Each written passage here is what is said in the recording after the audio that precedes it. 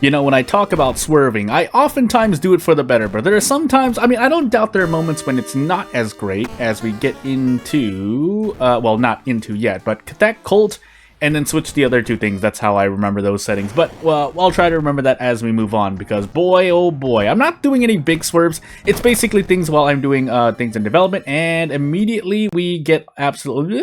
So I'm gonna leave that cut in, because I normally don't leave cuts like that in just to do one thorough recording, but I'm leaving it in because I had to fix it, just to address this. So as you can see, I pulled in 3 more characters. One of them in particular, it's the one at the end, if anyone wants to, if we want to bug fix things. But, yeah, they're basically a character directory or a folder is not being linked to correctly. So it's just the character name and not the, oh, by the way, I didn't do that. Oh, I did do that. Okay, so as we get into Katak Cult, all perks, random item, custom character once more before we move on, yeah, one character has, say, their name as a folder in the file. So sprite icon equals character name into the folder, into the image PNG, and it should be, the folder name is not right. Or one of the two things has to change. Either the folder name changes or every link in the file adds or changes the name to the new name of the folder, basically. That's what happened. Anyway, second encounter, light, dexterity, strength, second mystery, and maybe a Takshishan? Yeah, Takshishan? But yeah, essentially... I pulled the files directly from the Discord, so that I just telling you what I'm doing for an Ito file, and I'm trying to not get it mixed up because in my mind I'm also doing things on the side as well for World of War when I can, but just to get that out of the way so that I don't forget later on. But yeah, we'll move on. So I did want to talk about swerving though, because, and when I say swerving on my channel, as it relates to projects working, so on and so forth, as we have scissors, household hell, television, frogs, and Colt. We can go for the, yeah, we can try to go for the scissors immediately. It's basically me changing my decision, or basically backtracking and making a different choice, whether it's in the middle of a project or anything else. You know, maybe when I'm writing, I decided that I didn't want to write a character a certain way, and so I just go back. I'm usually, in my case, it's a short story of some sort. That's why I can kind of just redo a whole character. But if that's not the case, then sometimes I do something different. If I'm doing game development stuff, maybe it's figuring out that the mechanic I wanted to work. Again, I like to get all these things done early on in development or during a project, so that if we keep working on later on, and if I keep working later on, having to change something vital to a project later in the late phase is it's not great. It's not great to do, basically. And anyone who's been part of a project of some sort of nature like that knows the deal. Also, I probably could have used the small key. Never mind, it does 2 damage. It would not have done anything. So instead, it's gonna swing this bat really hard twice. Yeah, twice. I could do skin removal, but this removes stamina anyway. 3 reasons for actually, no, we will use this because we want to take less stamina damage. And if you're gonna trade reason for stamina anyway, trading 4 reason for 2 stamina is worse than just spending 3 reason and putting an enemy with low enough HP for me to defeat an enemy. That being said, we are on Katak, so we can't run anyway, which makes an encounter like this a lot more painful. But yeah, this is really not great. If I can hit both of these attacks, we get out in 2 turns. Unfortunately, we missed one because RNG says no. So instead what we're going to do is do Prep Strong again and then Skin Removal. So now our stamina and reason are very low, but I don't want to keep Skin Removal, but no point in forgetting it now when I still have reason to spare. And also we have the Doom to spare, so all things considered, by the way, I think it's Clap Bow. Please tell me I got that right. Well, we're gonna find out. So, actually, I'm just gonna say, I think it was Clap Bow instead. So we're gonna do Clap 4 Bows. Okay, it was, thankfully. And off we go. But yeah, when I'm swerving during a project, it's better to do it early. That way you're not doing something later on. I mean, if any contemporary examples are to prove the point, as we get a Bow Sandwich for our Ghost Ritual for this run, yeah, if something goes wrong in the middle of your project, whether it's encoding, whether it's a design flaw in a game, or a story, again, I mentioned these 3 specific examples because they are the examples that I have the most experience in, even though I may not be the most experienced in them. Yeah, if another way to another metaphor or comparison we can use is if the foundations of a house are not great, doesn't matter how well you paint the house when it's just going to collapse on itself. So, shrug. But yeah, if anyone knows coding to any extent, basing your code off of something that is design has a flaw in its design is not great. It's not great to do, because then you would, if you have to make a further change, if you have to make another change or a big change later on, you essentially have to redo the whole game or project or software. And old gods forbid it's something vital to real life that you've messed something up on. But I think we have to rest here, otherwise we end up dying to stamina reason. So we'll use all the doom that we would have spent probably getting a better weapon with this wooden bat. Actually, I don't want to do that. So you know what we're going to do instead? We're going to witch tree twice for funds. Mind wipe into Survivor's Guild. We do want to get rid of mind wipe, but we want a better weapon. So also keep in mind we have to visit the police station. Yeah, probably for the forest. I'm going to say the forest. I'm not actually sure how many investigations in the forest we have, but we'll make do for the moment. Actually, we need to sell the library notes too, if possible. Which we can't, because they sell for 0 funds, so you know what? We might as well just use it again. Maybe we get a good spell. That's gonna help. But we want a better weapon as well. We didn't get one. Yeah, the armor knife's gonna have to do. So, off we go. Can we sell this wooden bat? We can, if I want to. But off we go. But yeah, another way... I had an example in my mind, but focusing on World of War took me out of it for a moment, so we'll just focus on World of War, I guess. Oh, Village Back spirit level as well. But... my nose! Are we gonna be okay here? Hopefully we'll be okay. We can forget protective carvings now, but I guess we'll wait. I can't pass this charisma. I know I've passed it sometimes, but, yeah, it could be a lot better. We'll get our 2-turn here and move on. Protective carvings giving us immediate value, by the way. But it needs to give us enough value for things to work. Oh, that's the thing. So, common examples of weird inefficiencies. Again, you don't have to be a programmer. Funny enough, a lot of game developers are not at all don't have any experience with coding, with programming. They might know a few things, but even something as, I want to say simple, but it's not that simple. So something as simple, I'll just say it to move on with the thing though, but for loops are things that can be very, very evasive to game developers to use at times, and it's not for an undue reason. There is kind of a value to, I guess, a stream of consciousness, I guess, coding is what I'll call it. I know there's a better way to say it, and it's not spaghetti code, that's a different phrase entirely. Oh, by the way, we're in a lot of pain. Can we survive this, by the way? We'll throw the small candle, because it's not going to be helpful to us anyway. Can we skin removal into a thing? No. Not unless I do 2 attacks.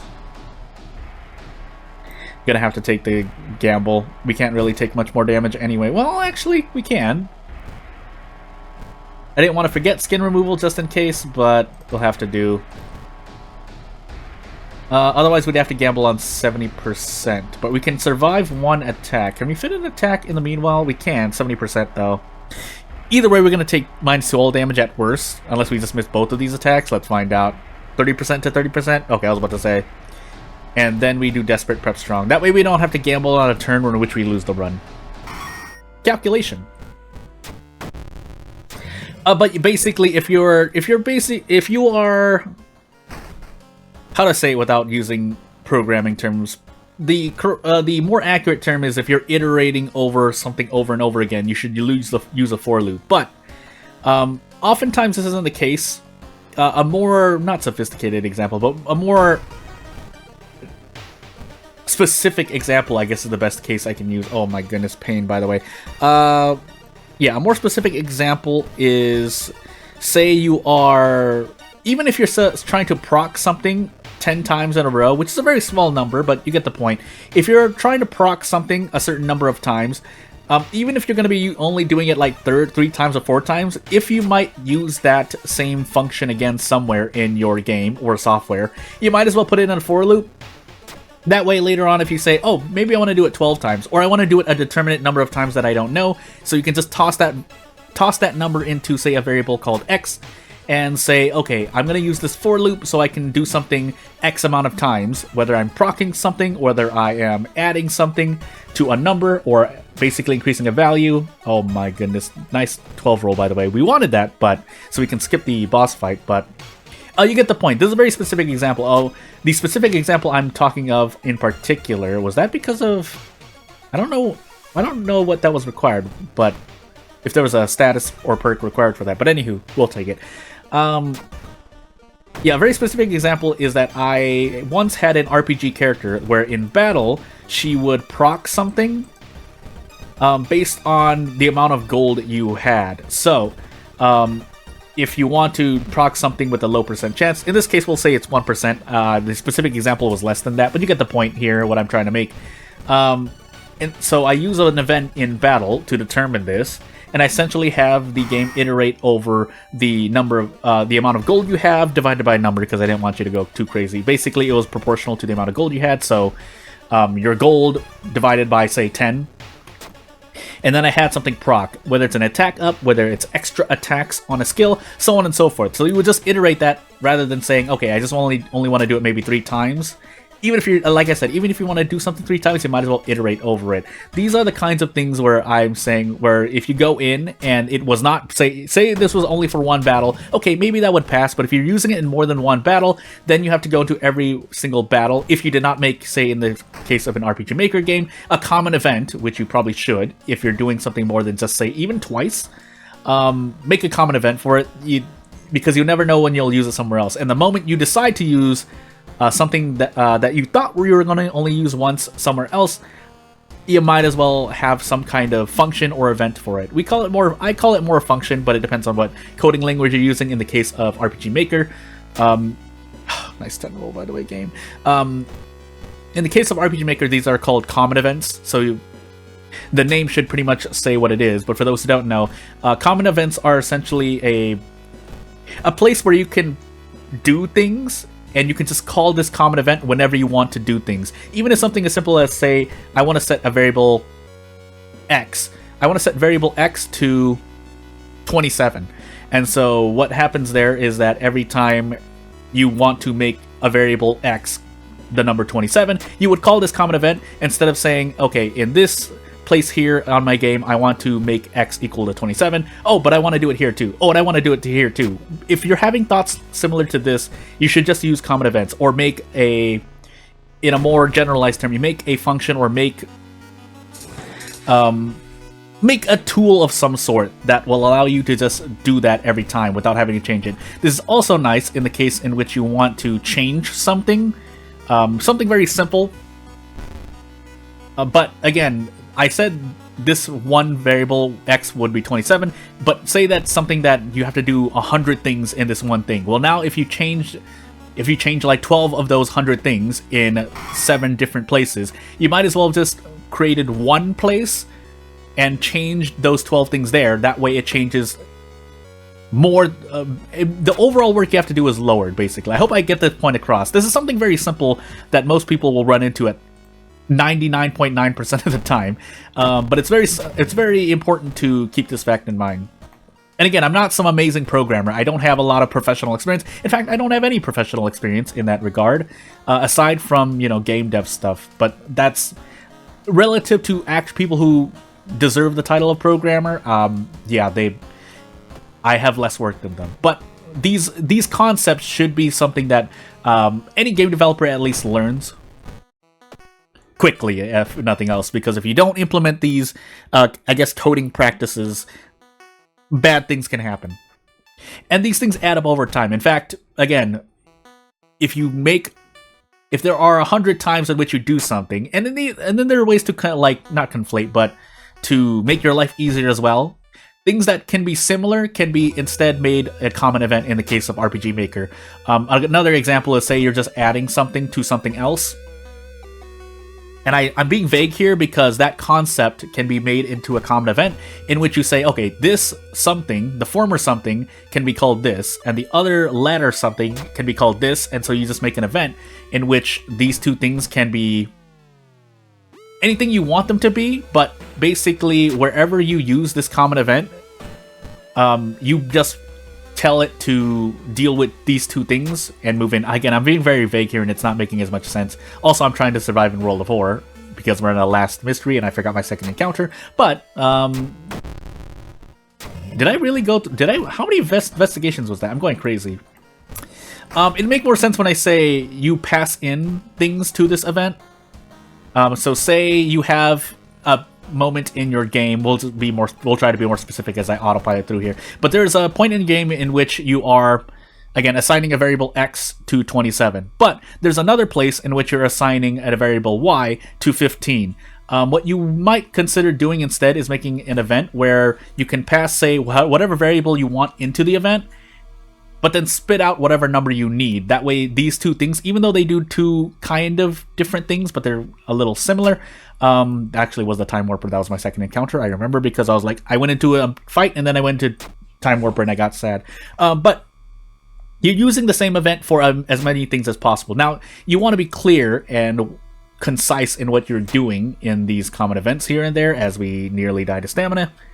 But again, overall, it saves time. Now, the thing to note is that whenever you're passing in variables to, say, a common event, you want to make sure that these variables make sense. That's a